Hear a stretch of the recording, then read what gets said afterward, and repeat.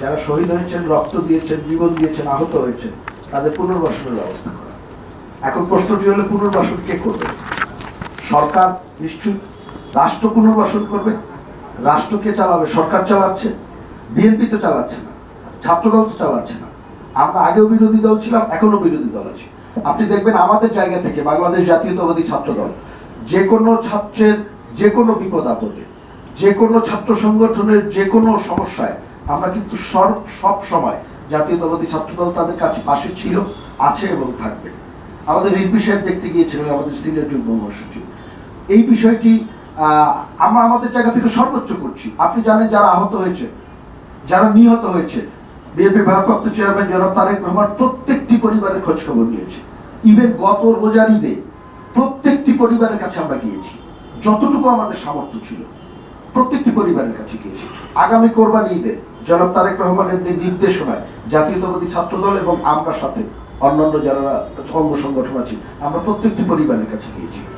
যারা আহত হয়েছে, যারা বিদেশে চিকিৎসাধীন ছিল, আপনাকে বলতে পারি সিঙ্গাপুরে যারা চিকিৎসাধীন ছিল, থাইল্যান্ডে যারা চিকিৎসাধীন ছিল, আমাদের যুব দলের সভাপতি আব্দুল মুন্নার নেতৃত্বে সেখানেও তাদের পাশে আমরা দাঁড়িয়েছি।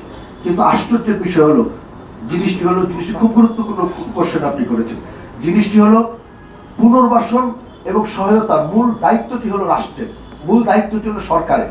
যাদের রক্তের উপরে ভর করে এই সরকার বসে আছে, যে শহীদদের রক্তের উপরে ভর করে সরকার বসে আছে, আজকে পর্যন্ত শহীদদের পুনর্বাসনের কোনো উদ্যোগ আমরা দেখিনি। 5 লক্ষ করে টাকা দেওয়া হয়েছে শহীদ পরিবারকে। আপনি খোঁজ দিয়ে দেখবেন বাংলাদেশ জাতীয়তাবাদী দল, আমরা ছাত্র দল এবং আমরা যারা সহযোগী আছি, আমরা সবাই মিলে ছাত্র আন্দোলনে দিচ্ছি। ছাত্র আন্দোলনের কর্মীদেরকে আমরা সউদ্যোগে কর্মীরা অর্থায়ন করে 5 লক্ষ টাকা বেশি অনেককে দিয়েছি, কিন্তু রাষ্ট্র মাত্র 5 লক্ষ টাকা দিয়েছে।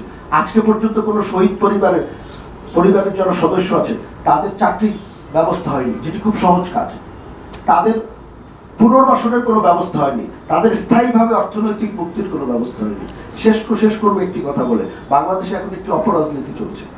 একজনের দোষ আরেকজনের ঘাড়ে চাপিয়ে দেয়। এবং আরেকটি জিনিস বলবো, সবসময় আমরা গণতন্ত্রের পক্ষে লড়াই করেছি। গণতন্ত্রের বিকল্প অতীতে 16 বছর শুনেছি উন্নয়ন। উন্নয়ন যেমন গণতন্ত্রের বিকল্প না, সংস্কার গণতন্ত্রের বিকল্প না, বিচার গণতন্ত্রের বিকল্প না। আমরা সংস্কার চাই, আমরা উন্নয়ন চাই, আমরা বিচারও চাই। আমরা সবচেয়ে বেশি ভিক্টিম হয়েছি, সুতরাং বিচারের দাবি আমাদের সবচেয়ে বেশি। আমরা সব চাই, সাথে সাথে আমরা মানুষের ভোটাধিকার এবং গণতন্ত্রও চাই। আমরা অতীতে যেভাবে ছিলাম, ভবিষ্যতেও আমরা সেইভাবে ইচ্ছুক। আমি একটু যোগ করি।